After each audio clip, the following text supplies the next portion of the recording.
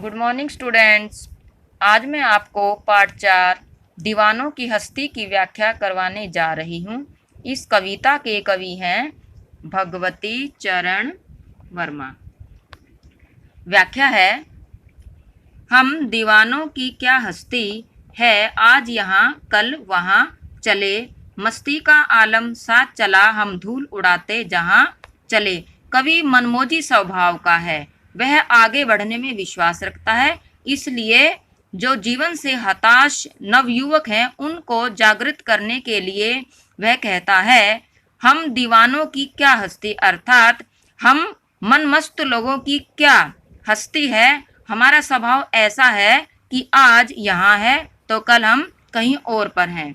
हमारी मस्ती की दुनिया अलग ही है, हम धूल उड़ाते जहाँ चले। हमारी मस्ती ऐसी है कि जहाँ भी हम जाते हैं धूल उड़ाते हुए, अर्थात हम रुकते नहीं हैं, हमारा स्वभाव है चलना।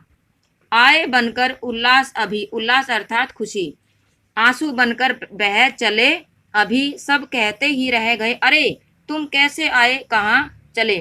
कवि कहता है कि मनुष्य जब जीवन लेता है तो खुशी खुशी कहते हैं कि मनुष्य का जीवन हुआ है, लेकिन जब मृत्यु होती है तो आंसू बनकर बह निकलते हैं कि अर्थात अभी जीवन समाप्त कैसे हो गया।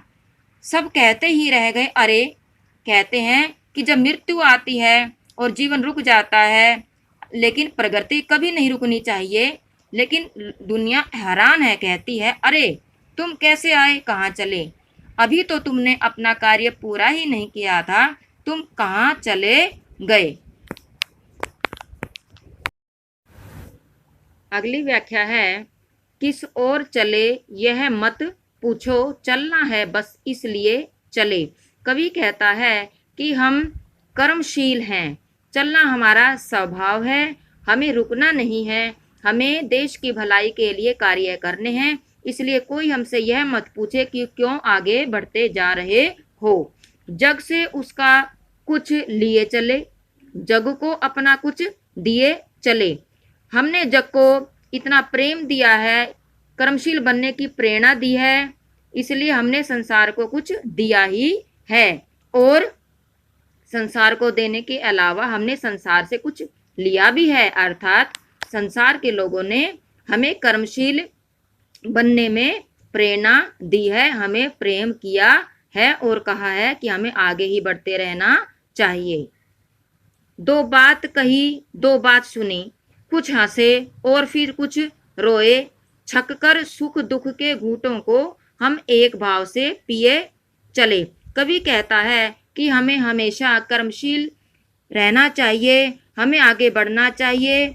जब यह कार्य करते हुए हम बातें करते हैं, किसी की सुनते हैं और किसी को दो बातें कहते भी हैं, कुछ हंसते हैं और कुछ किसी विषय पर दुख आ जाता है, कोई कार्य असफल हो जाता है तो उसके लिए पछतावा भी होता है।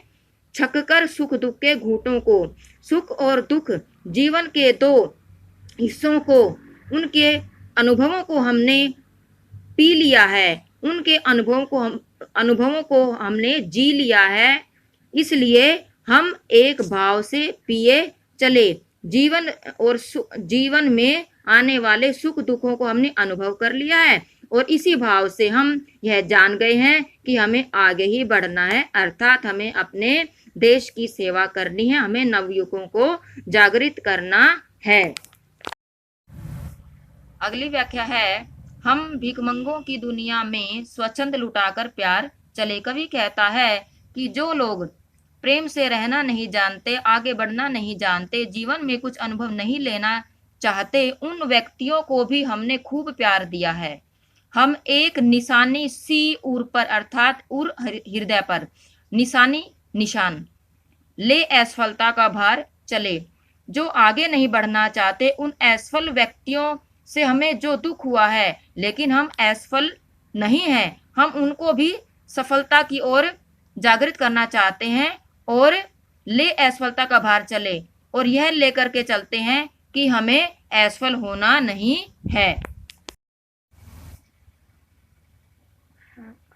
आखिरी व्याख्या में कवि कहता है, अब अपना और पराया क्या आबाद रहे रुकने वाले। कवि कहता है कि अब अपना और पराया, अपना और पराये की भावना क्या रह गई है। सभी अपने हैं, कोई भी पराया नहीं है। अर्थात हमने सभी को जागृत करना है, सफलता का पाठ पढ़ाना है। लेकिन आबाद रहे रुकने वाले, लेकिन जिन लोगों की मान्यता है कि हमें रुकना है, अर्थात हमें जीवन में आगे बढ़ना ही नहीं है, वो भी खुश रहें, वो भी अपनी परिस्थितियों में डटे रहें।